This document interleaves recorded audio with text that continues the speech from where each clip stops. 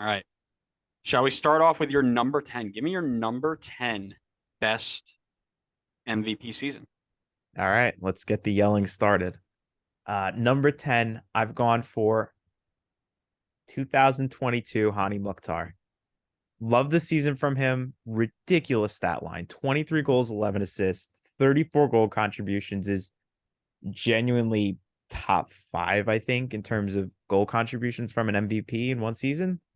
A few of the things that weighed him a little bit more down my list was that Nashville as a team were good, they were a good team, but they weren't great.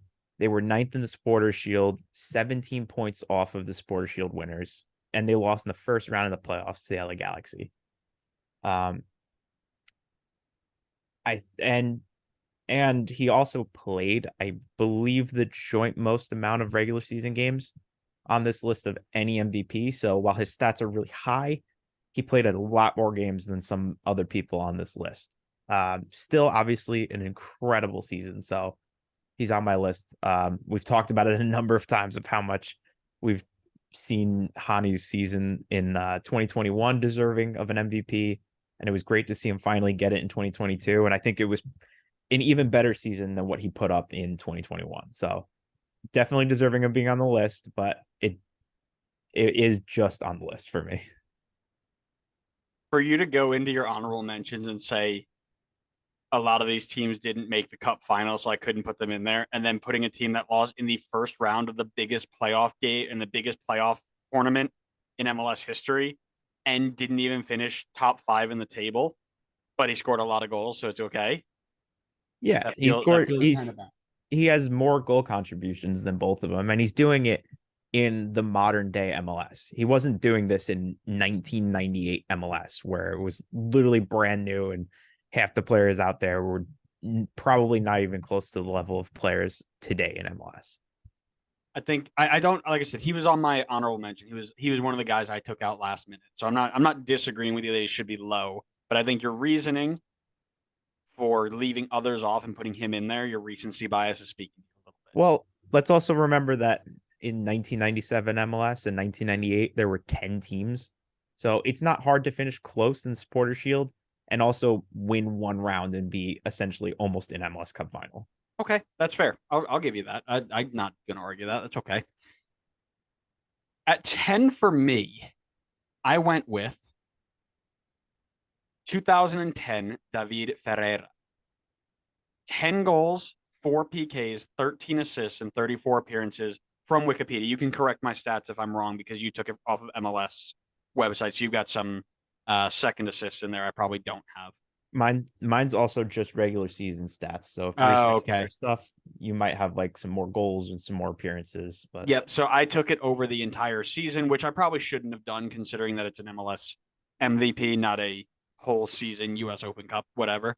mhm. Um, but I looked at it. So 10 goals, 13 assists in 34 appearances, only 4 penalties. Dallas finished fourth in the standings and got all the way to MLS Cup final before losing to Colorado on the only own goal, game winning goal in MLS Cup history. Stay tuned for MLS history retold for when we go through that one, because that'll be a fun one. Um, he did have the second most assists in this in the league that year. So again, a very well-rounded season for a central attacking midfielder to take his team to a cup final. He of course had help around him. It wasn't just him. Um, yeah, like I said, didn't top the goals or assists, but he was up there.